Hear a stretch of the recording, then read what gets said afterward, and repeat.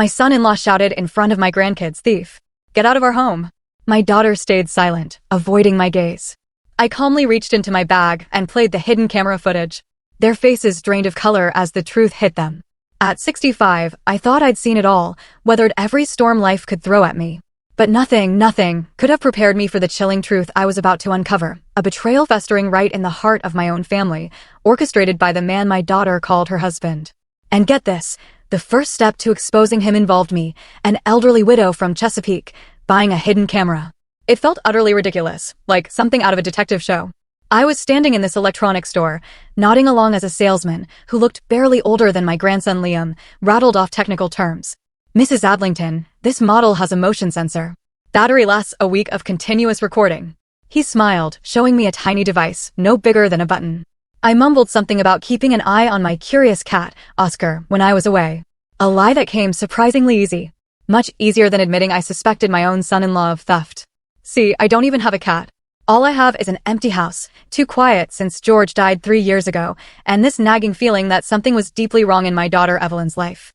Our house on Oak Street has stood for 50 years. George bought it right after we married, full of hopes and plans. We painted those walls, planted young trees, brought newborn Evelyn home here. Now the trees are giants, the house worn by time, just like me. Evelyn lives across town with a husband I could barely stand, Dexter, and my 2 wonderful grandchildren. I didn't see them as often as I liked. It all started with $200. It just disappeared from my wallet. I remember clearly putting it there for Christmas gifts for Liam and Penny before going to Evelyn and Dexter's house. I wanted to give them cash so they could pick out what they wanted. But when it was time for gifts, my wallet was empty. I searched everywhere, the guest room, my purse, even my coat pockets. Gone. "You probably left it at home, Mom," Evelyn said, looking away. "You've been forgetting things a lot lately." That just wasn't true.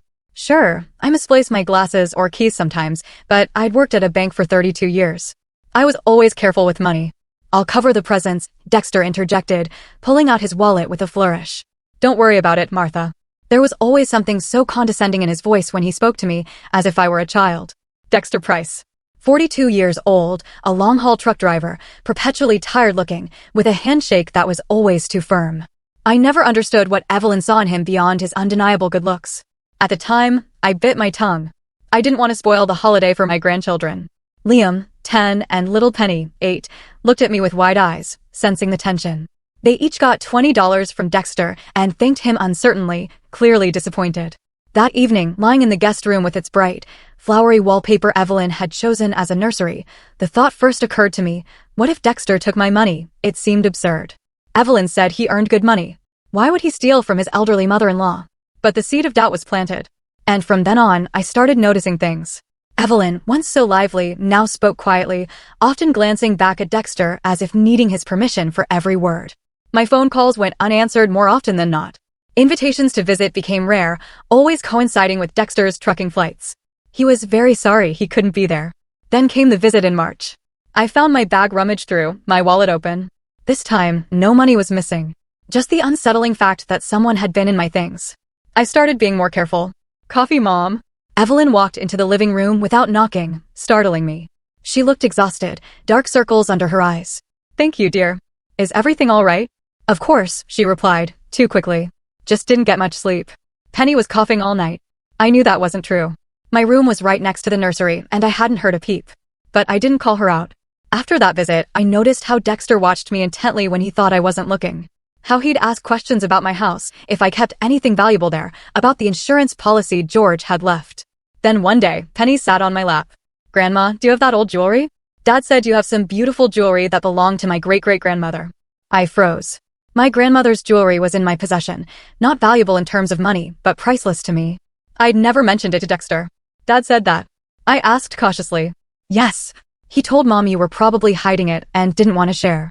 Evelyn, who'd overheard us, turned pale and snapped at Penny to go to her room. The look she gave me then, a mixture of fear and shame, convinced me something was terribly wrong in that house. I thought about it all the way home, watching the streets of Chesapeake blur past. I thought about it opening the door to my empty house. I thought about it cooking dinner for one. George would have known what to do. He always knew how to handle difficult situations. But George was gone. It was up to me now. That evening, wrapped in a blanket in George's armchair by the window, I made a decision. The next time I visited my daughter, if my things or money went missing, I was going to find out who was responsible. And that's how this tiny camera ended up in my bag. I felt like a spy from one of George's old movies. Ridiculous. Embarrassing. But necessary. At home, I pulled out the device and started studying the instructions. The letters were tiny, so I put on my glasses. The technical terms were confusing, but I got the basics. Motion activated, records to a memory card, viewable on a computer. A computer. Another problem. I had an old laptop Evelyn gave me years ago, mostly for photos and news. Could I even view recordings on it? You'll figure it out, Martha, I said aloud, surprised at how often I talked to myself since George died. You're not that old. For the next 2 days, I practiced. I set the camera up in my bedroom, checked viewing angles, downloaded recordings. Several times, I nearly threw the whole thing in the trash out of sheer frustration. But stubbornness has always been my strong suit. By Friday, I felt like an expert. Or at least, a confident user. Just in time, Evelyn called with an invitation for Sunday lunch. Dexter will be home, she said quietly. He wants to talk to you about something important. Her voice sounded off, but when I asked if she was okay, she quickly changed the subject. Sunday morning, I packed a small bag. Evelyn had insisted I stay the night. I put in a change of clothes, toiletries, medication, and, of course, the camera, carefully hidden in my makeup bag. Evelyn's house was in a newer neighborhood, a typical suburban cottage with a neat lawn and children's bikes on the driveway. Faceless, to my taste. Nothing like our old house on Oak Street, where every crack had a story. Evelyn opened the door before I could ring. She looked nervous, but tried to smile. Mom, I'm so glad you're here. Her hug was tight, almost desperate. I could smell her shampoo, the same one she'd used as a teenager. Is something wrong, dear? I asked quietly. No, of course not, she replied too quickly. Come in. The kids have been asking for you. Liam and Penny burst into the hallway, happy and noisy. Liam, tall for his 10 years with serious eyes like George's, and Penny, freckled with 2 bouncing pigtails. Grandma, did you bring anything? Penny asked, practically vibrating. Penny, Evelyn scolded. That's not how you ask. It's okay, I smiled, taking 2 small packages from my bag. Of course I did. A book for Liam, who devoured adventure stories, and a set of colored pencils for Penny, who'd inherited my love of drawing. Thank you, Grandma, Liam said formally, but his eyes lit up. Penny just threw herself into my arms, her small, warm body pressed against mine. For a moment, everything felt simple. For these children, it was worth enduring the tension I felt in this house. Kids, go to your rooms, Dexter's low voice cut in. Let Grandma rest from her trip. He stood leaning against the door frame, tall, dark hair graying at the temples.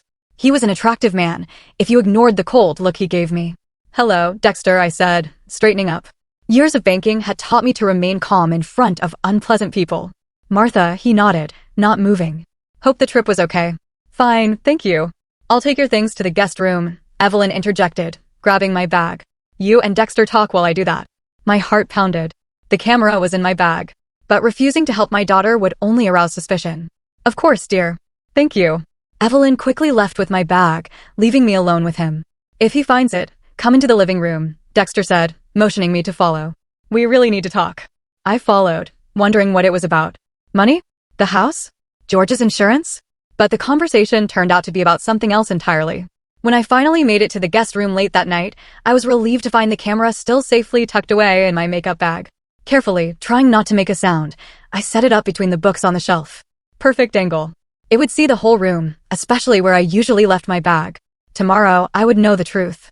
The morning began with a smell of pancakes and children's laughter. I lay in the guest room, listening to the sounds of the house waking up. Today was Liam's 11th birthday.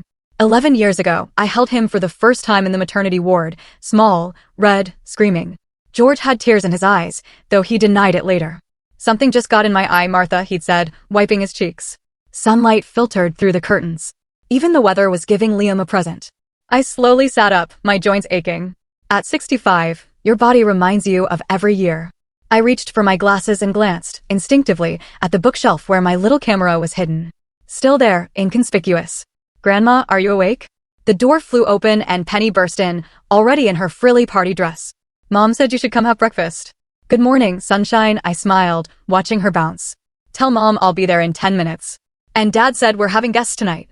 Penny chattered on. And a big cake. Liam will make a wish. He will, I nodded. Now let Grandma get dressed. Okay. When Penny ran off, I went to the window. The view of neat houses, trimmed lawns, parked cars looked so peaceful. It was hard to believe that behind this facade of prosperity, something was going on in my daughter's house. Something that made Evelyn look exhausted and Dexter more irritable than usual. Yesterday's conversation with him had been strange. I expected questions about money, but Dexter talked about work, some promotion, plans for a new car. As if he was trying to convince me, or himself, of his financial stability. Everything's going great, Martha, he kept repeating. Soon, we'll even be able to send the kids to private school. But something in his eyes didn't match his words. Anxiety?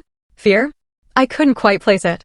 After getting dressed, I hid the camera's memory card in a secret pocket in my purse. Better to keep it with me than leave it in the room. The kitchen smelled of coffee. Evelyn was working magic at the stove. Liam was setting the table. Penny, standing on a chair, hung colorful paper garlands. Happy birthday, dear, I hugged my grandson, feeling him press against me for a moment before pulling away. He was growing up, already shy about affection. Thanks, Grandma, he muttered, returning to the table. Mom, coffee? Evelyn turned to me, and I saw it. The bruise under her eye.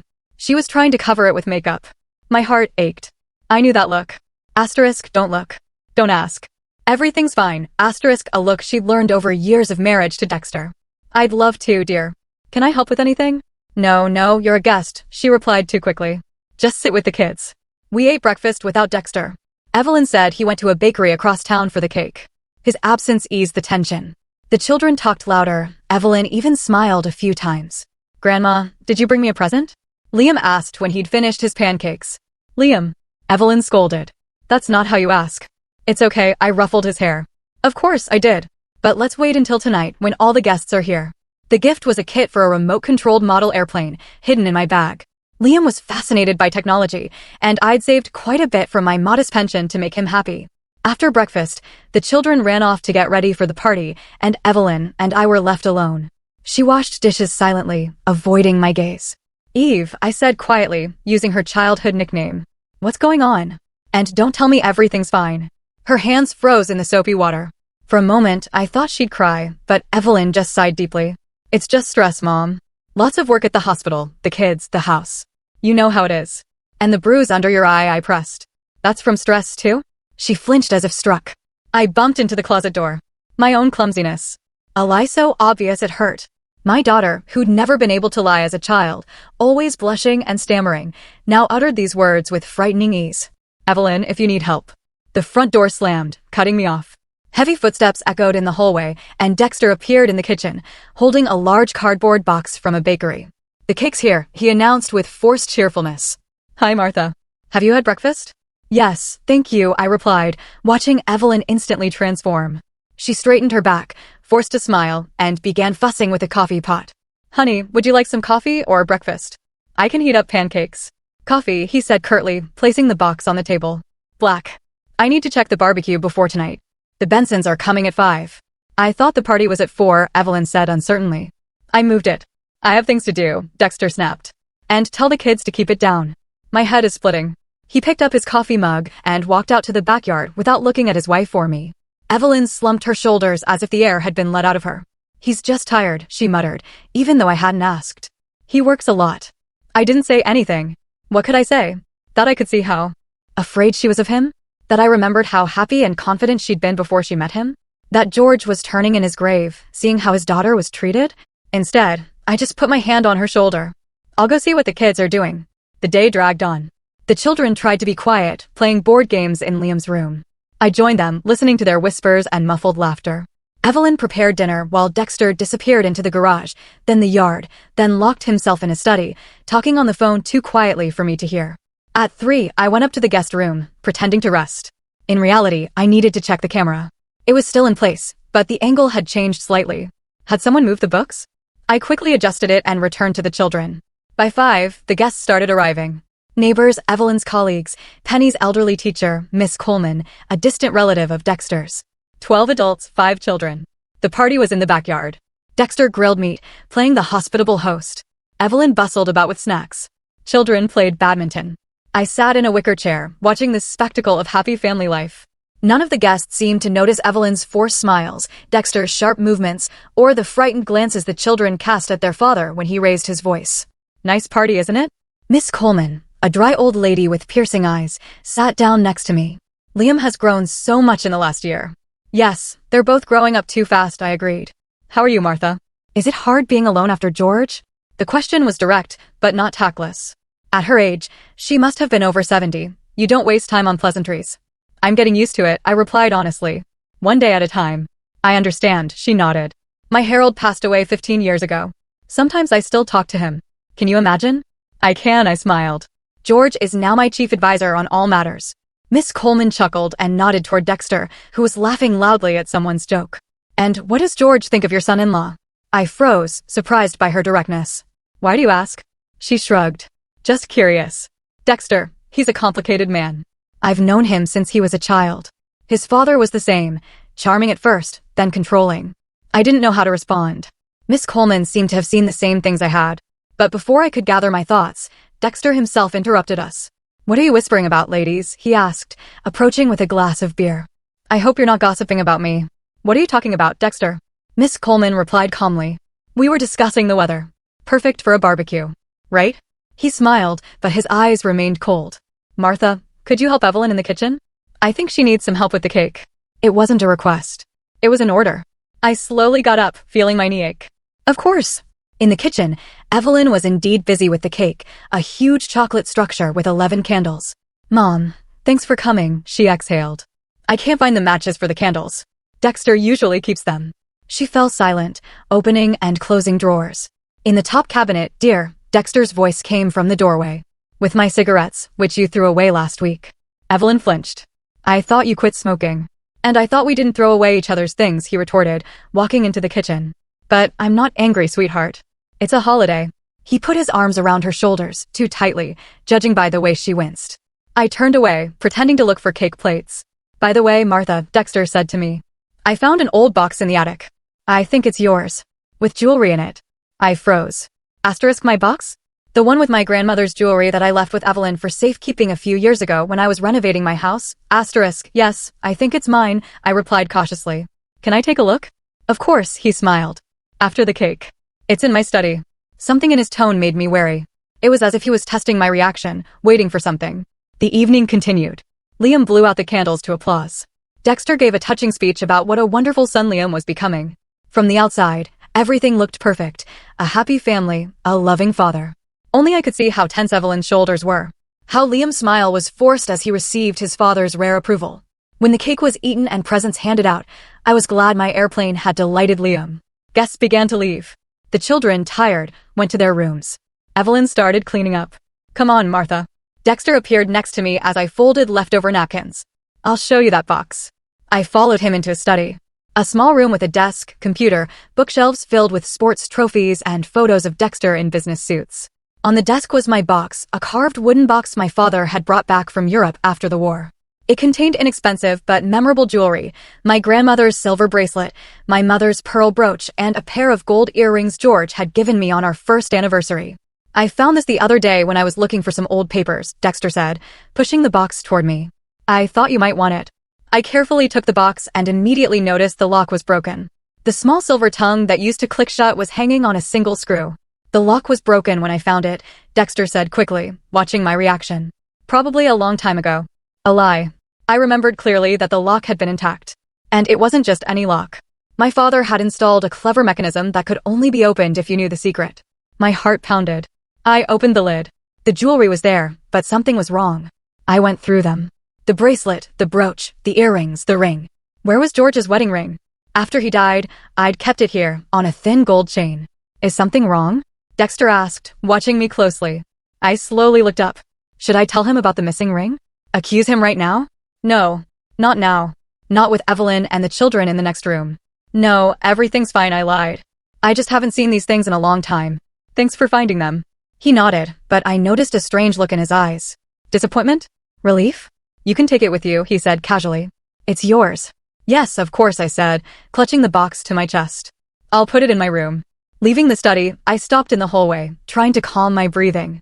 George's ring was gone. A gold ring with our initials and wedding date engraved inside. Not the most expensive, but priceless to me. In the guest room, I carefully examined the box. The lock wasn't just broken. It had been pried open. Clear marks from a screwdriver or knife. And no dust inside. Someone had recently wiped the box down on the inside, but not on the outside. I sat down on the bed, still holding the box. Questions swirled. Why did Dexter need George's wedding ring? Why that and not something more valuable? And why return the box now? There was a soft knock. I quickly closed the box and hid it under my pillow. Come in. It was Evelyn with a cup of tea. I thought you might want some tea before bed. She placed it on the nightstand. How was your holiday? Wonderful, I replied. Liam was happy. She nodded, but her gaze was distant. Mom, she began, then fell silent, biting her lip. What is it, dear? Nothing, she shook her head. Just, thank you for coming. It means a lot to the children. She leaned in to hug me and whispered so softly I barely heard her, be careful with Dexter. He's been out of sorts lately. Before I could respond, she straightened up and headed for the door. Good night, Mom. Good night, sweetie. When the door closed, I took the box from under my pillow and opened it again. In the dim light, the jewelry glimmered faintly, reminding me of the past, of people no longer there, of happy moments that could never be recaptured. The broken lock on my old box with the family jewelry spoke louder than words.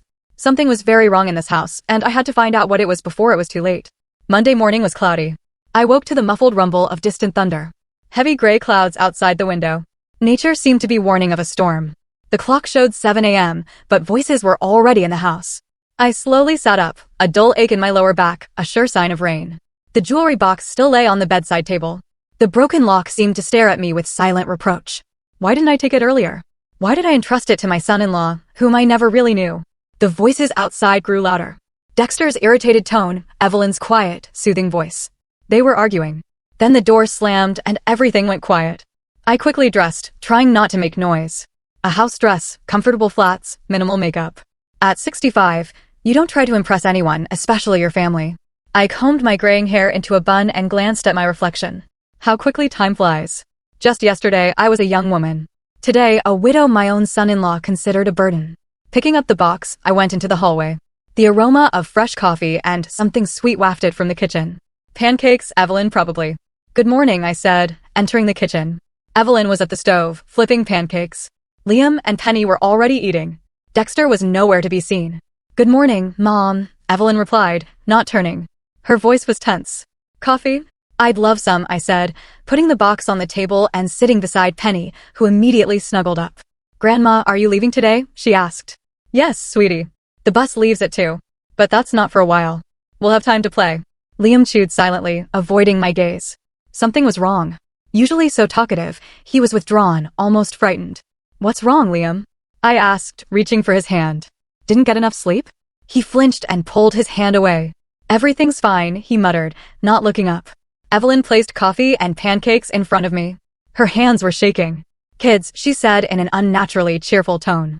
When you're done with breakfast, go to your rooms, okay? Your dad needs to talk to your grandmother. My stomach clenched. Talk about what? The box? The missing ring?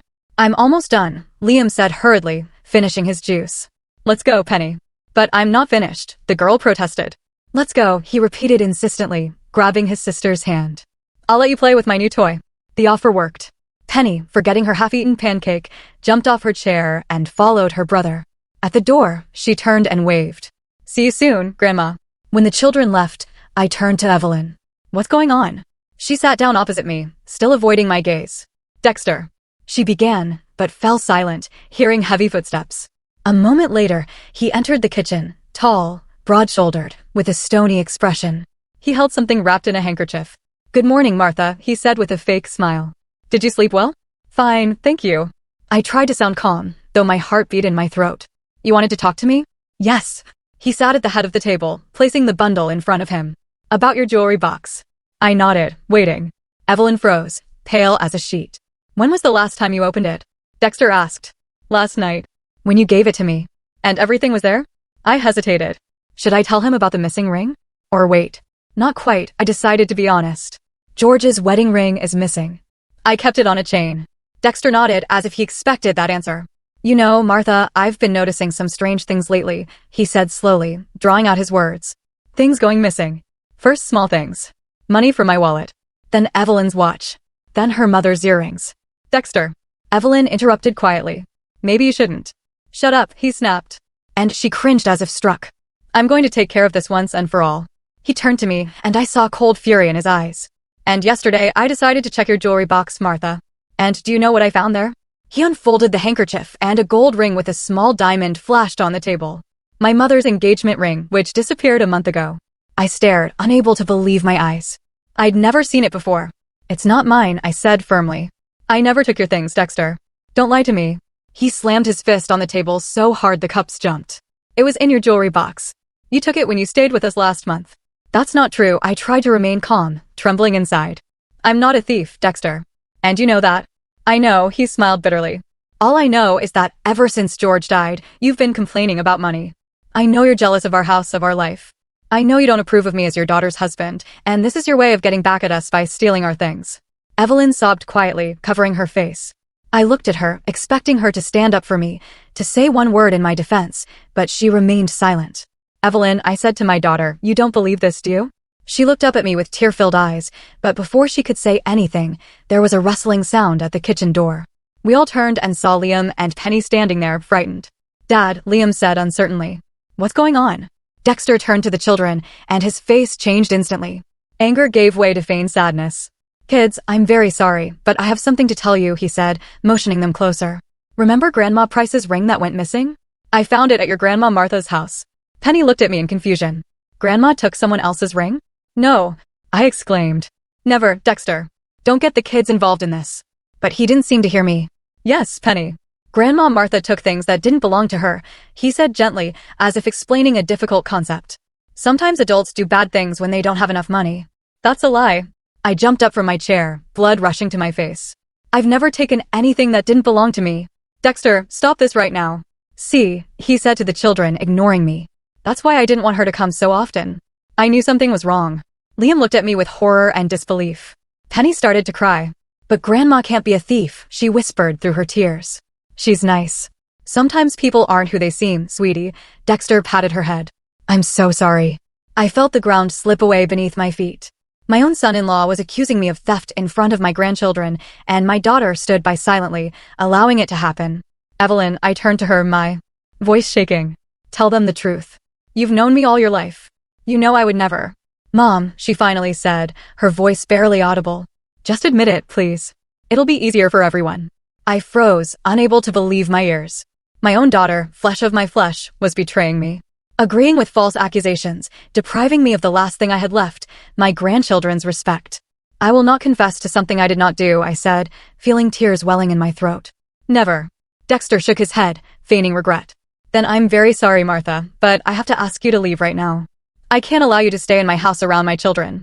But Dad, Liam began. Grandma's bus is at 2. It doesn't matter, Dexter cut him off. She'll find somewhere to go, won't you, Martha? I looked at them all, at Dexter, triumphant, at Evelyn, broken, at the frightened children, and felt something inside me die. Faith in family. Hope for justice. It was a pain I hadn't felt even after George's death. I'm leaving, I said, standing up. But know this, I never took what wasn't mine. Never. I headed for the door, but stopped, turning back to the box on the table. This is mine, I said, taking it and pressing it tightly to my chest. And I'll prove my innocence, I promised. Dexter smiled. Sure, Martha. Good luck with that. I walked past the children, trying not to look into their eyes, full of tears and confusion. I went upstairs, quickly gathered my things. The camera was still on the bookshelf, inconspicuous, but hopefully it had captured everything. Coming downstairs with my bag, I saw Evelyn standing in the hallway alone. Dexter had taken the children to the living room. Mom, she whispered. I don't believe you're a thief. But Dexter, he's so convincing. And they really did find the ring in your jewelry box, I said, looking her straight in the eye. Which someone broke into. You know the lock was broken. You know I would never take something that didn't belong to me. I know, she lowered her gaze. But I can't do anything. He controls you, I finished for her. And you let him. You let him destroy our family, humiliate me in front of my grandchildren. How can you, Evelyn? Tears rolled down her cheeks. You don't understand, Mom. You don't know what it's like. I do, I said, suddenly feeling so tired that even my anger receded. I know more than you think. And I'll help you, even if you didn't help me. I opened the front door. It had already started raining. A light, cold rain that penetrated to the bone. Perfect weather for the hardest day of my life. Goodbye, Evelyn. Mom, wait. She grabbed my arm. Where are you going? It's raining, and the bus won't be here for hours. I'll find somewhere to go, I repeated Dexter's words with bitter irony. Don't worry about me. Worry about your children who are growing up watching their father mistreat their mother and humiliate their grandmother. I stepped out into the rain without looking back. My bag weighed heavily on my shoulder, and the box hidden inside seemed impossibly heavy. But the heaviest thing of all was my heart, broken by the betrayal of those closest to me. The streets of Chesapeake were almost empty that Sunday morning. A few passers-by hurried for shelter, paying no attention to the elderly woman with a bag, slowly wandering. I walked without looking where I was going, just trying to get as far away from my daughter's house as possible. 2 blocks away, I found a small cafe that was open despite the early hour. The bell jingled as I entered, and an elderly waitress looked up. "Terrible weather, isn't it?" she said cheerfully. "Please have a seat wherever you like." I chose a table by the window, where I could see the rain turning the street into a blurry gray canvas. Like my life. Yesterday, it was bright and full of meaning. Today, colorless and shapeless. "Coffee?" the waitress asked. "Yes, please," I said without even looking at the menu. "Can I use your phone?" "Of course, dear." She nodded toward the phone on the wall. "Is everything all right?" I tried to smile, but it didn't come out right. "Just a little family problem. Nothing serious." She nodded understandingly and walked away. I took a worn notebook from my bag, where I kept important numbers. Among them, Vernon Carlson, my neighbor. A former police officer who sometimes gave me rides from the supermarket and helped with minor repairs. Maybe he could meet me at the bus station. Or, if I was lucky, even pick me up here. That would be better than sitting in a cafe until 2, then spending another hour on a bus, wet and humiliated. I went to the phone and dialed. After the 3rd ring, a familiar, hoarse voice answered. "Carlson speaking." "Vernon, this is Martha Adlington." I tried to speak evenly, but my voice trembled. "Your neighbor from Oak Street, Martha?" His voice sounded surprised. "What happened? Are you all right?" "Not really," I sighed deeply. "I'm in Chesapeake at my daughter's." "Well, not at my daughter's anymore. I need to get home, but the bus doesn't leave until 2. I thought maybe you could. "Give me your address," he interrupted without hesitation. "I'll come over." Tears of gratitude welled up. "Jenny's Cafe on the corner of Maple and 5th. But I don't want to trouble you. Maybe you could just meet me at the bus station." "I'll be there in 40 minutes, he said firmly. "Don't go anywhere." Returning to my table, I wrapped my hands around the hot coffee cup, trying to warm myself. My wet clothes clung to me, my gray hair had escaped its bun and hung in damp strands. I must have looked like a city lunatic. What would George say? He'd scold Dexter first, then Evelyn, then hug me and say, "Martha, old girl, don't let them get you down. You're stronger than you think." I took my wallet out to pay for the coffee and felt for the memory card. A small piece of plastic that might contain proof of my innocence. I had to watch that recording as soon as possible. The rain got heavier, drumming on the windows. I sat there, staring out, feeling completely crushed. My son-in-law had accused me of stealing family jewels in front of my grandchildren. My daughter hadn't stood up for me. Now I was in a strange cafe, wet and alone, waiting for a stranger who'd shown me more kindness than my own family. In my pocket was that memory card, my only hope. But now it all felt so distant and unreal. All I felt was the pain of betrayal and the cold of that rainy April morning penetrating to my very core. Vernon Carlson arrived exactly 40 minutes later. I saw his old blue Ford pull up and felt such relief I almost cried. He came in, shaking rain from his worn leather jacket, and spotted me right away. Tall, stooped, with a thick gray mustache and piercing blue eyes. He was the typical retired police officer who hadn't lost his professional observational skills. "Martha," he said, approaching my table, giving me a quick, appraising look. "You're soaked to the skin." "I wasn't in the rain long," I replied, standing. "Thank you for coming, Vernon. I don't know what I would have done." "Don't mention it." He waved it off. "I was going into town for a new garden hose anyway. Are you ready?" I nodded and took out my wallet to pay. "I already paid," Vernon said. "Let's go." The car is warm. The car was warm. I buckled my seatbelt, put my bag on my lap, and only then allowed myself to relax a little. We drove onto Chesapeake's main street, heading out of town. "So," Vernon said, eyes on the road, "what happened with your daughter?" I took a deep breath. Where to start? How could I explain this whole ugly situation without making Evelyn look bad? "I've been accused of theft," I finally said. "Dexter, my son-in-law. He said I stole his mother's jewelry." Vernon grunted but said nothing, waiting. He made a scene in front of the children. Said he found his mother's ring in my jewelry box, but I've never seen that ring before. My voice trembled. And Evelyn, she didn't say a word. She just stood there, letting him accuse me in front of her grandchildren. "I see," Vernon nodded. "An unpleasant situation. What are you going to do?" I clutched my bag tighter. "I have proof. At least, I hope I do." Vernon glanced at me, raising an eyebrow. "Proof?" I installed a camera in the guest room, I admit it, feeling a strange sense of relief at finally being able to tell someone. A small, inconspicuous one. It records to a memory card. I suspected something was wrong when money went missing from my wallet last time. Vernon smiled slightly under his mustache. Not bad for a beginner detective. What's on the recording? I don't know, I shook my head. I haven't looked yet. I need a computer. I have a laptop at home, he said. You can use it. We drove the rest of the way in silence. I looked at the Chesapeake suburbs rushing by, gradually giving way to rural landscapes, and thought about how quickly things that had taken years to build could be destroyed. Trust. Respect. It all seemed so fragile now. Our neighborhood greeted us with the same rain, but not as heavy. Vernon stopped in front of his house, a neat one-story building across the street from mine. Come on, he said, turning off the engine. Have some hot tea, dry your clothes, and then we'll watch your recording. I followed him down the wet driveway to the porch. Inside, Vernon's house was just as I'd imagined it. Simple, functional, a little old-fashioned. Sturdy furniture, but not new. On the walls, photographs of Vernon in his police uniform with other people, presumably colleagues. One was with a woman, probably his late wife, whom he sometimes mentioned. The bathroom is over there, he said, pointing. You'll find a towel. I'll put the kettle on. 15 minutes later, changed into dry clothes from my bag, and with my hair dried, I was sitting at Vernon's kitchen table with a cup of hot tea. He sat opposite me, his open laptop between us. Now, let's see what you've got there, he said. I took the memory card from my purse and handed it to him. My hands were shaking with excitement. Asterisk, what if the camera hadn't worked? What if Dexter had found it? What if I really looked like a paranoid old woman spying on her family? Asterisk. Vernon inserted the card and clicked the mouse. There are several files here. They're dated. Which one do we need? Yesterday's, I think, I replied. I set up the camera on Saturday evening. He nodded and opened the file. The screen went blank, then an image of the guest room in Evelyn's house appeared. The quality wasn't perfect, but it was clear enough. I could see the bed, the nightstand, part of the wardrobe, the door. There was no sound. I'd forgotten to activate that feature. We'll have to fast forward, Vernon said. There are several hours of footage here. He sped up playback. Empty room. Sometimes I appeared, combing my hair, reading a book. Stop. Vernon said suddenly, slowing it down. Someone's coming in. I leaned forward. Dexter entered the room. He looked around, listened, then quickly walked over to my bag by the bed. He began rummaging through it, looking increasingly annoyed. Then he stopped, as if he'd heard something, and quickly left. That was yesterday afternoon, I said, when I was with the kids. Vernon fast-forwarded. Dexter reappeared, but this time it was nighttime, judging by the darkness outside and the nightlight. I should have been asleep. He looked around again, then walked over to the nightstand where my jewelry box was. He picked it up, examined the lock, then took something out of his pocket, a screwdriver or a knife, and started picking at the lock. I felt everything inside me go cold. This was it. The proof.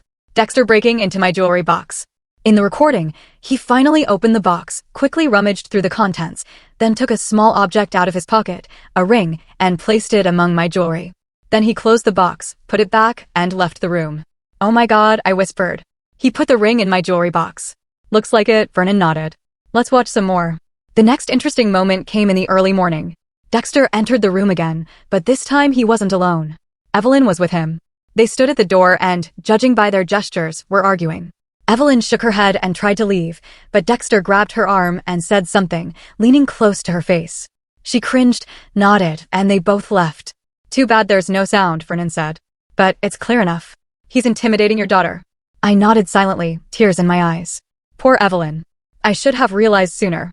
Wait. Vernon paused the recording. He's back. Sure enough, a few minutes later, Dexter entered the room again, this time with a phone. He sat on the edge of my bed and started talking, frequently glancing at the door. At one point, he stood and paced, gesturing wildly. The conversation was clearly unpleasant. Dexter's face was contorted with anger, and he slammed his fist into his palm several times. It's a shame we don't know who he's talking to, I said. Yes, hard to tell without sound, Vernon agreed. But it looks like he's talking to a creditor. These gestures, he pointed to the screen where Dexter was counting money with his fingers, usually mean a discussion about debt. I remembered Dexter's strange behavior, his nervousness, his financial boasts. Do you think he has money problems? Quite possibly, Vernon shrugged. And judging by his behavior, serious ones. We continued watching. Dexter finished his call, sat for a few more minutes with his head in his hands, then abruptly stood and left the room. The next significant moment was in the morning. I recognized the early light. Evelyn entered with a cup of tea. She placed it on the nightstand, looked around, then walked to my bag. She hesitated, as if struggling with herself, then quickly opened it and put something inside. A note. Then she left just as quickly. What did she put in my bag? I strained to make out the blurry writing. I can't see. Vernon shook his head. Something small. Check your bag. I quickly opened my bag and rummaged through it. Nothing unusual. Clothes, toiletries, a book. Wait. I took out the Agatha Christie novel I'd brought. A folded piece of paper fell out. Here, I unfolded it. It was Evelyn's handwriting, small and uneven, as if she'd written it in a hurry. Asterisk Mom, I'm sorry. D is in big debt because of gambling. He's threatening to take the kids if I don't help him. I'm scared for them. Please be careful. Don't trust him. E asterisk so, that's what it is, Vernon said quietly, reading over my shoulder. Gambling. Poor Evelyn, I said, pressing the note to my chest. She's afraid of him. Afraid for the children. Vernon returned to the laptop and continued watching. The last fragment showed Dexter entering the room again, this time with the clear intention of searching thoroughly. He checked drawers, under the bed, even rummaged through the books on the shelf where the camera was hidden. For a moment, I held my breath. He was about to find it. But Dexter was apparently in a hurry and didn't notice the small device. He continued his search, growing increasingly irritated and finally, finding nothing, left, slamming the door. That's where the recording ended. I leaned back in my chair, stunned. Now it's clear what happened, Vernon said, closing the file. Your son-in-law is in debt because of gambling. He needs money urgently, so he decided to get rid of you by accusing you of theft. Maybe he was counting on insurance money from the jewelry, or just wanted to divert suspicion from himself. But why involve the children? I still couldn't understand his cruelty. Why humiliate me in front of them?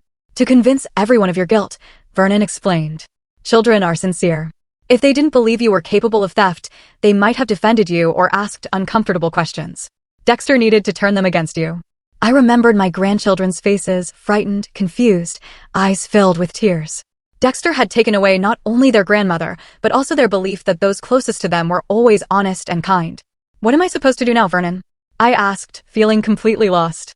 I have the recording. But who would believe an old woman accusing her son-in-law of forgery? Vernon stroked his mustache thoughtfully. The police are unlikely to get involved in a family dispute without clear evidence of violence, he said. But the recording is a good start.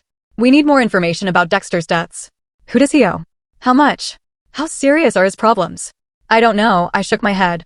Evelyn never mentioned any financial difficulties.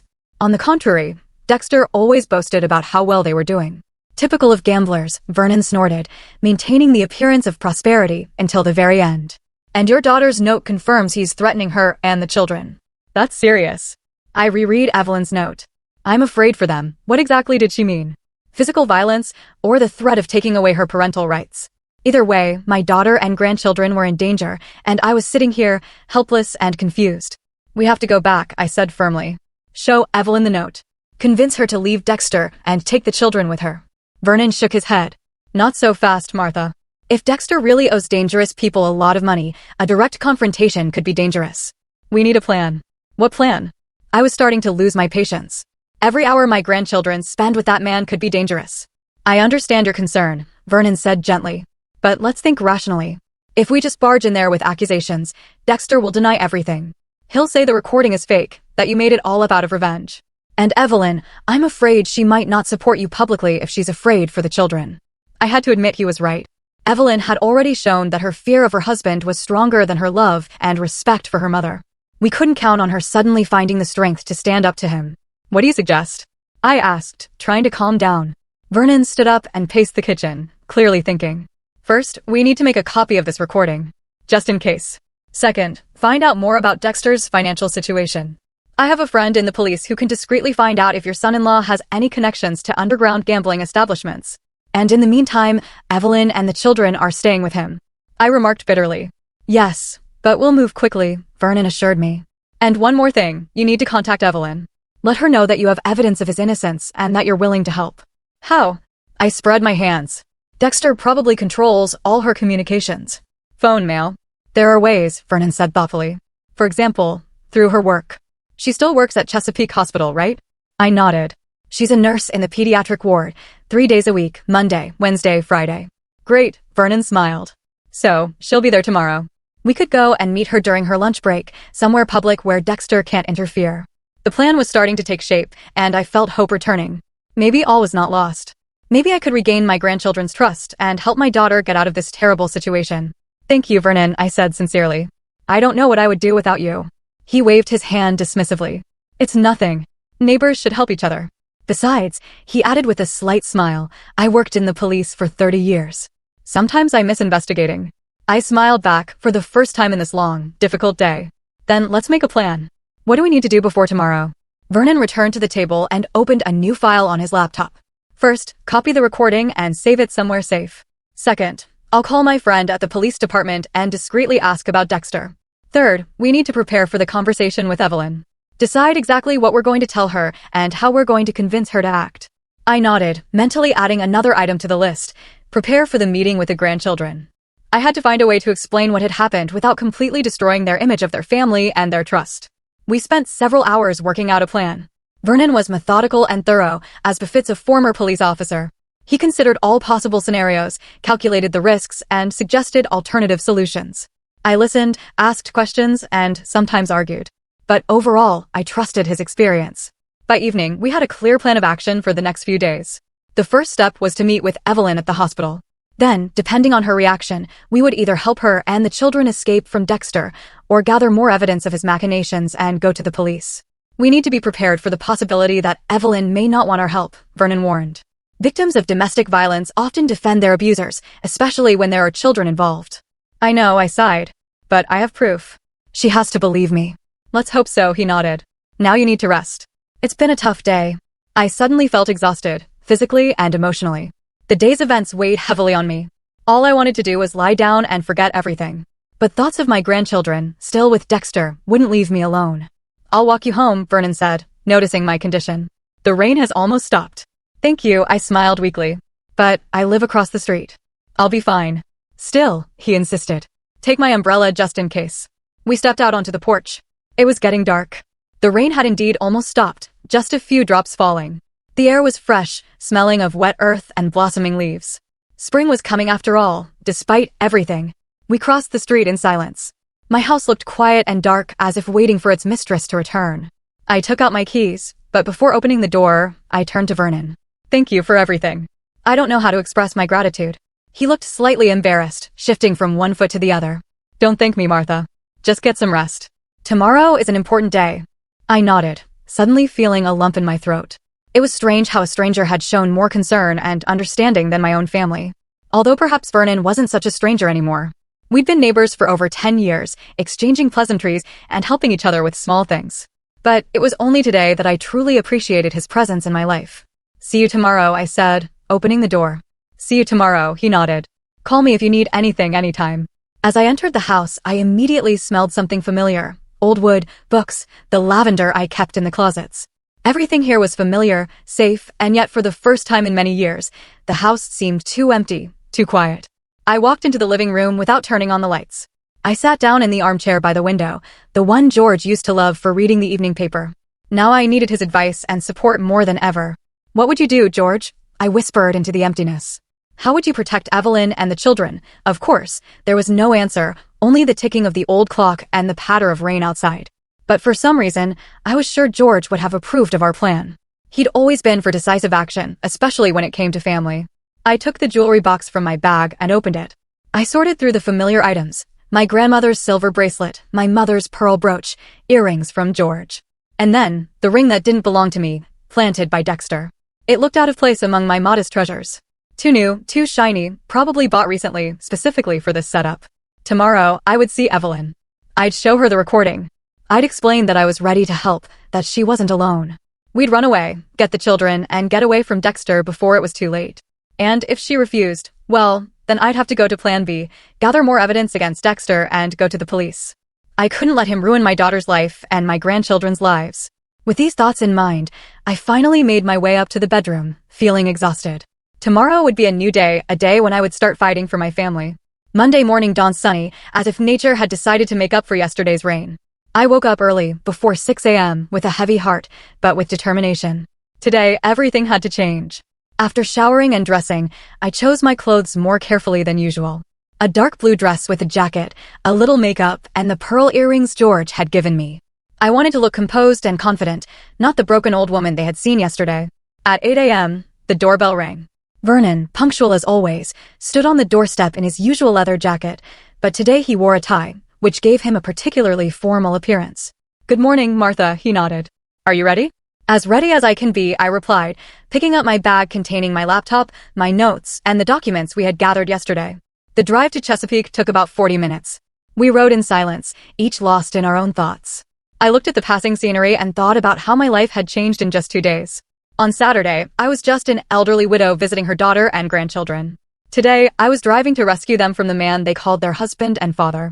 Did you manage to contact your friend in the police? I asked, breaking the silence. Vernon nodded, eyes on the road. Yes, I called him last night. Dexter Price is well known in certain circles. He owes money to several underground casinos and a local loan shark named Radcliffe. I gasped. My friend doesn't know the exact amount, but it appears to be several tens of thousands of dollars. The amount seemed astronomical. How could he? They have children, a mortgage. Gambling addiction defies logic, Vernon replied grimly. People lose everything, their homes, their families, their jobs, and still keep gambling, hoping for a big win that will fix everything. We pulled up to Chesapeake City Hospital, an imposing glass and concrete building. Vernon parked in the visitor lot. It's 9:30, he said, checking his watch. If I understand correctly, the nurse's lunch break starts at noon. Yes, I nodded. Evelyn usually eats in the cafeteria on the first floor. She only has 30 minutes, so we need to be concise. Okay. Vernon thought for a moment. Then here's the plan. First, you go alone. Find Evelyn and ask her if she can spare some time during her lunch break. If she agrees, great. If not, or if she seems scared, I'll come over and introduce myself. An official appearance sometimes helps. I agreed. Vernon did look impressive, with his gray mustache and piercing gaze, especially today with his tie and police veteran badge on his lapel. The wait was agonizing. We sat in the hospital lobby, reviewing notes and discussing our strategy. Finally, the clock struck 11:45, and I headed for the elevators to the pediatric ward. The hospital corridors bustled, doctors, nurses, patients, visitors. I walked, trying to look confident, though inside I was a bundle of nerves. What if Evelyn refused to talk to me? What if Dexter had already turned her against me completely? The pediatric ward greeted me with bright drawings on the walls and children's laughter. I approached the nurse's station. Excuse me, I'm looking for Evelyn Price, I said. Is she on duty today? The young nurse looked up and smiled. Yes, she's in the treatment room. She should be free soon. Are you her mother? She looked me over, surprised. You look like her. Yes, I said, feeling a strange pride at her words. Despite everything, Evelyn was still my daughter. I'll wait for her here, if I may. Of course, the nurse nodded. Have a seat. Or should I call her if it's urgent? No, I'll wait, I replied hastily. The last thing I needed was to draw attention to our meeting. I sat on one of the plastic chairs in the hallway and prepared to wait. 10 minutes later, the treatment room door opened and Evelyn emerged, holding the hand of a little boy with a bandaged elbow. She led him to his room, saying something affectionate, then turned and froze when she saw me. Her face paled, eyes widened in surprise. And fear? She quickly looked around, as if checking to see if anyone was following her, then walked quickly over. Mom, she whispered. What are you doing here? I stood up, knees trembling. We need to talk, Evie. It's important. She looked around again, nervously, tucking a strand of hair behind her ear, a gesture I remembered from her childhood. I can't, Dexter. Dexter isn't here, I said firmly. And we're going to talk about him, about what he did. Evelyn bit her lip, clearly struggling. I have lunch in 15 minutes, she finally said. Meet me in the cafeteria on the first floor, the table in the far corner by the window. Okay, I nodded. And Evie, I have a friend with me, a former police officer. He wants to help. She flinched but nodded. Okay, just be careful. Dexter sometimes shows up unannounced. When I went down to the cafeteria, Vernon was already sitting at a table in the corner. 2 cups of coffee in front of him. She's coming, I said, sitting opposite him. In 15 minutes. Vernon nodded, showing no surprise. Okay, what does she look like? Scared, I replied honestly. And she seems afraid that Dexter might show up here. Is that possible? She said. He sometimes comes by unannounced. Vernon frowned. Then we need to be ready to act fast. Did you bring your laptop? I nodded, patting my bag. And all the documents, too. Exactly 15 minutes later, Evelyn entered the cafeteria. She changed out of her uniform into jeans and a sweater, hair in a ponytail. She looked tired and tense. When she saw us, she froze for a moment, then walked decisively toward our table. Hi, Mom, she said quietly, sitting beside me. Then she turned to Vernon. You must be the friend Mom was talking about. Vernon Coulson, he said, extending his hand. Nice to meet you, although the circumstances aren't the most pleasant. Evelyn shook his hand cautiously, then turned to me. I only have 25 minutes. What's going on, Mom? I took a deep breath, gathering my thoughts. Evelyn, I know the truth about Dexter. About his debts, about the ring he planted, about everything. Her eyes widened, and she turned even paler. What are you talking about? I have proof, I interrupted, opening my bag and taking out my laptop. I set up a camera in the guest room, and it recorded Dexter putting the ring in my jewelry box. Evelyn stared at me as if she couldn't believe her ears. You? What? See for yourself, I said, opening my laptop and playing the recording. Right here. See? He comes into the room at night, picks the lock on the box, and puts the ring inside. Evelyn stared at the screen, unable to look away, her hands on the table, clenched into fists so tightly her knuckles turned white. And here, I continued, switching to another clip. He's talking on the phone. Judging by the tone, it's with a creditor. Vernon thinks it's about gambling debts.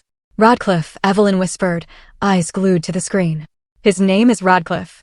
He lends money at exorbitant interest rates. And if he doesn't pay him back on time? She fell silent, covering her face. I put my hand on her shoulder, feeling her tremble. Eve, sweetheart, why didn't you tell me? I could have helped. How? She asked bitterly, lowering her hands. Tears glistened on her cheeks. By giving him your savings? Selling the house? That wouldn't solve the problem. Dexter would just lose that money too. He can't stop. What about your note? I took out the folded paper I'd found in the book. You wrote that he threatened to take the children away. Is that true? Evelyn nodded, wiping her tears. He says that if I leave or seek help, he'll prove that I'm a bad mother, that I work too much and don't pay enough attention to the children, that he'll fight for full custody and won't let me see them. Those are empty threats, Vernon interjected. The court takes many factors into account, including financial stability. And your husband, from what I understand, has serious debts and a gambling addiction. No judge would give the children to a father with such problems. Evelyn looked at him hopefully. Are you sure? Absolutely. Vernon nodded. I have friends in the Chesapeake Police Department. They confirmed that your husband is known in certain circles. Debt, gambling, possibly even embezzlement at work. He's not the kind of man a court would trust with children. Evelyn began to cry again, but now it seemed to be out of relief. I was so afraid, she whispered, so scared of losing Liam and Penny. They're all I have. You have me, I said quietly, squeezing her hand. And I'll never let Dexter take your children away from you. Never. We sat in silence for several minutes. Evelyn tried to collect her thoughts, and I gave her time. Finally, she straightened up and looked at me more determinedly. What should I do, Mom? Where should I go? I don't have money for a lawyer or a new place to live. Don't worry about that, I said. I have savings, and my house is big enough for all of you. The most important thing right now is to get the kids and get away from Dexter. But how? He'll be home from work at 6. The kids are at school until 3. Vernon stroked his mustache thoughtfully. Here's the plan. You finish work at 4, Evelyn replied. Excellent. At 3, Martha and I will pick up the children from school. Then we'll go to your house and gather the most essential things. At 4, we'll meet you here, and we'll all go to Martha's house together. What if Dexter comes back early? Evelyn asked anxiously. That's unlikely, Vernon said. But even if he does, we have proof of his shady dealings. And I'm a former police officer. Trust me, he'll think twice before causing any trouble. Evelyn looked uncertain, but nodded. All right, I agree. But we need to act quickly. Dexter has an app on his phone that tracks my movements. If I don't go home after work, he might suspect something's wrong. Then leave your phone here in the locker, Vernon suggested. Or with a colleague you trust. Tell them you forgot to charge it and borrow another one for emergencies. That's fine, Evelyn nodded. I have a friend, Sarah. She'll help. Great. I felt a warm glow of hope spread through me. Then it's settled. We'll pick up the kids at 3, then go to your place to get your things, and meet here at 4. Evelyn suddenly squeezed my hand. Mom, I feel so guilty. What happened yesterday? I should have stood up for you. I should have told the kids the truth. I'm such a coward. No, sweetie, I stroked her cheek like I used to when she was little. You're not a coward. You're a mother who fears for her children. I understand that. And I don't hold it against you. Evelyn clung to my hand, closing her eyes. Thank you, she whispered. I don't deserve a mother like you. You do, I said firmly. And you deserve even more. Now go to work. I'll meet you at 4. She nodded, stood up, hugged me tightly for a moment, then quickly left the cafeteria, wiping her eyes. She's strong, Vernon remarked when we were alone. She'll be fine. Of course she will, I nodded. She's my daughter. The next few hours were spent in tense anticipation. Vernon and I discussed the plan's details and prepared documents we might need if Dexter went to the police. At 2:30, we drove to Chesapeake Elementary, a typical one-story building with brightly colored walls and a playground. We parked nearby and waited. At 3 o'clock, the bell rang and children streamed out, talking loudly and laughing. I spotted Liam and Penny first. They were walking hand in hand, backpacks on. Liam was serious and focused as always, while Penny was bouncing along. At the sight of my grandchildren, my heart ached with tenderness and pain. How would they react after yesterday? I got out of the car and waved. Liam noticed me first and stopped, holding his sister back. A whole range of emotions flashed across his face: surprise, embarrassment, uncertainty. Grandma. Penny spotted me and broke free from her brother, running. Grandma, you're back. She hugged my legs. I bent down and hugged her back, tears welling up. Of course, I'm back, sweetheart. I promised I'd prove my innocence. Remember? Liam approached more slowly, still unsure. Dad said you weren't coming back, he said quietly. He said you. I know what he said, I replied gently. But it's not true, Liam. And I have proof. Do you want to see it? He nodded, still not looking me in the eyes. Then get in the car, I said, pointing to Vernon's vehicle. I'll explain everything on the way. Where are we going? Penny asked, still holding my hand. Does Dad know? We're going to your house, T. Oh, get your things, I replied honestly. And then to mine. You'll be staying with me for a while. And no, Dad doesn't know yet. But Mom agrees. We just spoke to her. Liam frowned, clearly confused, but obediently got into the car.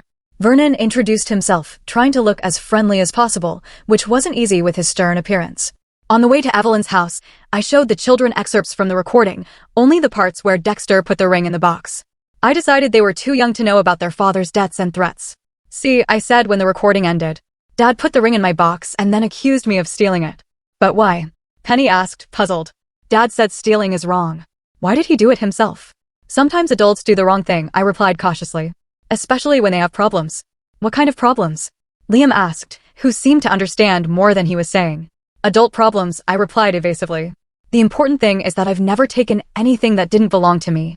And I'll never lie to you. I promise. We pulled up to Evelyn's house. It looked the same as always, a neat cottage with a trimmed lawn. Hard to believe such terrible secrets were hidden behind this facade of prosperity. Do you have a key? Vernon asked. I shook my head. No, but the kids should have one. I have one, Liam confirmed, taking a key on a lanyard from his backpack. Mom gives it to me when we come home from school before her. We entered. Everything looked normal, clean, tidy. No trace of yesterday's drama. Okay, kids, I said firmly. We need to gather your things. Just the essentials: clothes, school supplies, favorite toys. Everything should fit in one suitcase per person. They nodded and ran to their rooms. I followed, helping them choose what to take and leave. Vernon went to Evelyn's bedroom to gather her things. We decided it would be quicker that way. Half an hour later, we had 3 suitcases. One for Liam, one for Penny, one for Evelyn. I added a few more family photos, some documents I found in Evelyn's desk drawer, and a laptop that might contain important information. All done, Vernon said, loading the suitcases into the car. Now we have to get to the hospital by 4. We were just about to leave when a familiar black pickup truck pulled into the driveway. My heart sank. Dexter. He was back early. It's Dad, Penny exclaimed, looking out the window. Vernon made a split-second decision. Kids, get in the car, quick, he commanded. Martha, you too. I'll talk to him. No, I said firmly. I have to be here. This is my family. Vernon wanted to argue, but seeing the look on my face, he just nodded. All right, but you kids get in the car. Liam and Penny, frightened and confused, obediently got in. Vernon and I stepped onto the porch just as Dexter climbed out of the pickup. When he saw us, he froze for a moment, then his face contorted with rage. What the hell are you doing here? He barked, heading toward us. This is my daughter's house, I replied calmly, though I was trembling inside. And her children's, and I came to pick them up. Dexter laughed, an unpleasant, evil laugh. Take them? Where? They're my family. Mine. He took another step toward the porch, but Vernon stepped forward. Mr. Price, he said in a formal tone. I'm Vernon Coulson, a former police officer. We have evidence of your slander against Mrs. Adlington, as well as information about your debts to Radcliffe and several underground casinos. I suggest you step aside and let us leave peacefully. Dexter paled at the mention of Radcliffe's name. Who the hell are you, and how do you know? That's not important, Vernon interrupted. What's important is that your wife and children are leaving temporarily until you sort out your problems. Evelyn. Dexter looked around as if expecting to see his wife. Where is she? What did you tell her? The truth, I replied. About how you planted the ring in my jewelry box. About how you threatened to take the children away if she left you. About your debts. Nonsense, he spat, but his voice trembled. You have no proof. I do, I said, taking my laptop from my bag and opening it. The camera in the guest room. The recording of you breaking into my jewelry box and planting the ring. The recording of your conversation with the creditor. It's all there, Dexter. He stared at the screen, his face showing the realization of defeat. Anger gave way to fear, then despair. You don't understand, he said in a different tone. These people, they're not kidding. If I don't get the money back, that's your problem, Mr. Price, Vernon said. But blackmailing your mother-in-law and threatening your wife is not the answer. Now we're leaving, and I advise you not to try to stop us. Dexter stood with his shoulders slumped, looking at us and then at the car where the children were sitting.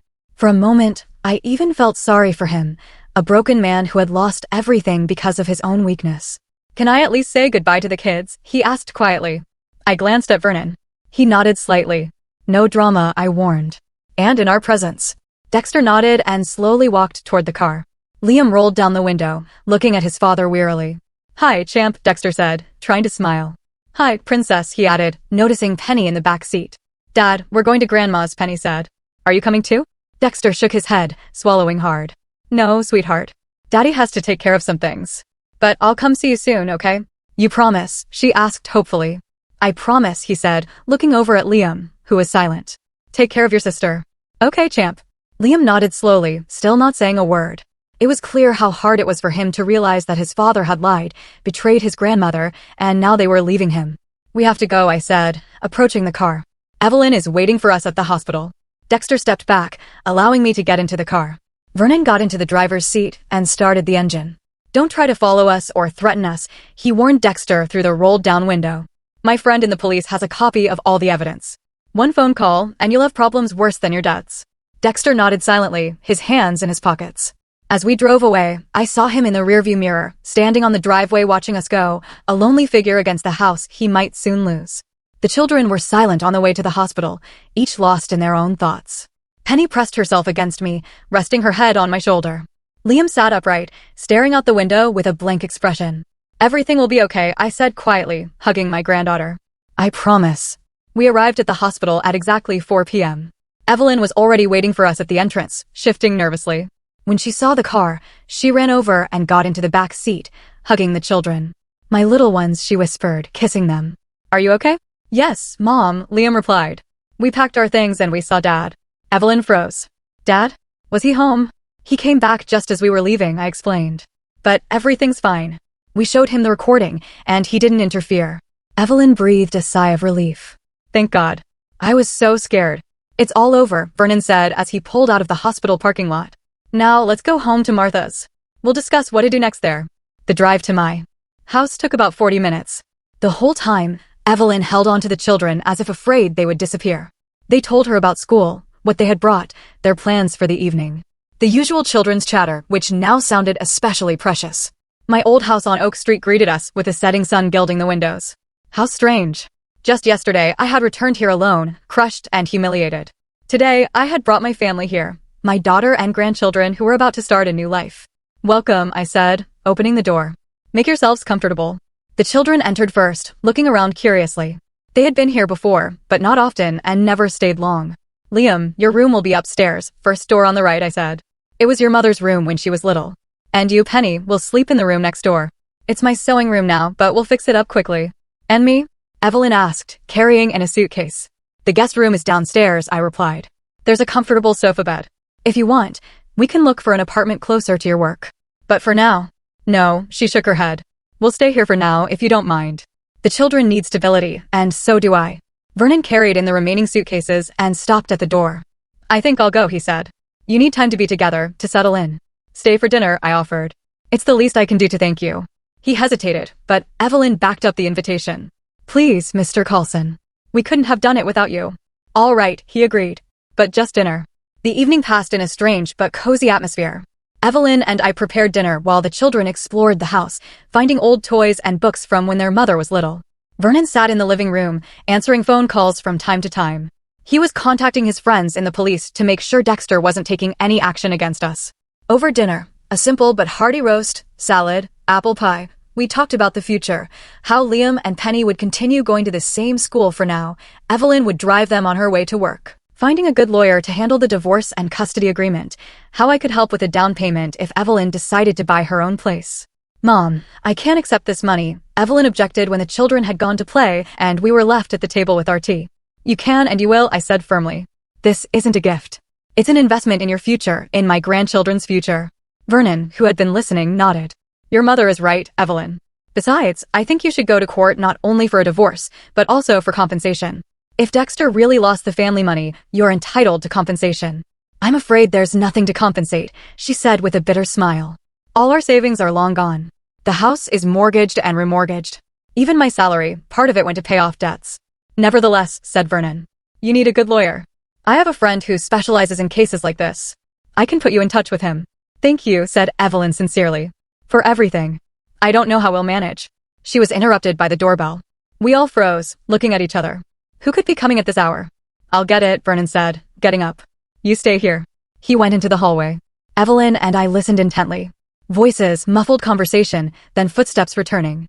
It's Officer Dixon, Vernon said, entering with a young policeman from the Chesapeake Department. He has news about Dexter. Officer Dixon, a blond man in his 30s, nodded to us.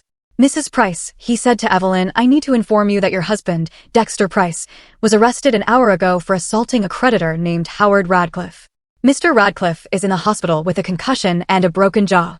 Your husband is at the station, charged with aggravated assault. Evelyn turned pale and pressed her hand to her mouth. My God, she whispered. He's completely lost his mind. We also found an unregistered firearm in his pickup truck, Officer Dixon continued. So, there will be more charges. Given the severity of the crime and his previous convictions for fighting, he will most likely receive a significant sentence.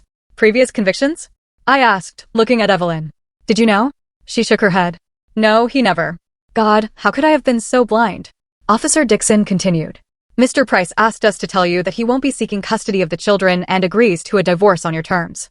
He also asked us to apologize to you, Mrs. Adlington, he turned to me, for the false accusations. I nodded, not knowing what to say. It was a strange feeling to receive an apology through a police officer from a man who had publicly humiliated me just yesterday. What happens next? Evelyn asked in a trembling voice. Court, Officer Dixon replied. You will be called as a witness. The children will probably be questioned too, but in a sensitive manner with a psychologist present. Mr. Price is facing 5 to 10 years, considering all the circumstances. After the officer left, we sat in silence for a long time. Evelyn cried quietly, as if mourning not only her broken marriage, but all the years she had spent in fear and deception. I have to tell the children, she finally said. They have a right to know. Not today, I said gently. Give them time to settle in here. Tomorrow or the day after will be enough time for difficult conversations. Vernon nodded in agreement. Your mother is right. Right now, the children need peace and a sense of security. Everything else can wait. Evelyn wiped away her tears and nodded. You're right. First, we need to get settled. Start a new life. And we'll manage, I said, taking her hand. Together. Vernon left around 10 p.m., promising to stop by tomorrow to help with paperwork and contact a lawyer. Evelyn and I put the children to bed, read them a story. Penny insisted on this ritual, and finally sat down together in the living room. Mom, Evelyn said quietly, looking at me with pain and remorse. I'll never be able to make up for what I did, the way I betrayed you yesterday. You've already made up for it, I replied, sitting beside her on the sofa, by finding the strength to leave, by protecting the children, by choosing the truth, even though it was scary. I should have done it sooner. She shook her head. Before he accused you, before he started threatening you, before he lost all our savings. Don't beat yourself up, I said, hugging her shoulders. What's done is done. What matters is that we're together now, and no matter what happens, it will always be that way. Evelyn clung to me like she did when she was a child, when she was afraid of a thunderstorm or a scary dream. Promise? I promise. I kissed the top of her head. Now go to sleep. Tomorrow is the start of a new life. When everyone had gone to bed, I sat in the living room for a long time, looking at the family photos on the walls. George, young and smiling, with little Evelyn in his arms. Evelyn in her prom dress. Me with newborn Liam in the maternity ward. Penny on her first bike. My family. No matter what, she was with me again. And even though there were many difficulties ahead, court, divorce, rebuilding my grandchildren's trust, we would get through it together. In the bedroom, getting ready for bed, I glanced one last time at the jewelry box on the dresser, the small wooden box that had unwittingly caused all these events. Inside was still the ring Dexter had slipped into it, a silent witness to his desperation and meanness. Tomorrow, I would give it to the police as evidence. But today I was just grateful that the truth had prevailed, that my daughter and grandchildren were back with me, for the fact that, even at 65, it is possible to start a new chapter in life. With these thoughts, I went to bed, feeling at peace for the first time in a long time. Penny was snoring quietly behind the wall. And in the room opposite, Liam was probably reading under the covers with a flashlight, his favorite pastime. Downstairs, Evelyn was probably still crying, mourning the past, but already looking to the future with hope. My family, my fortress. Whatever happens next, we've already survived the worst, and we've become stronger.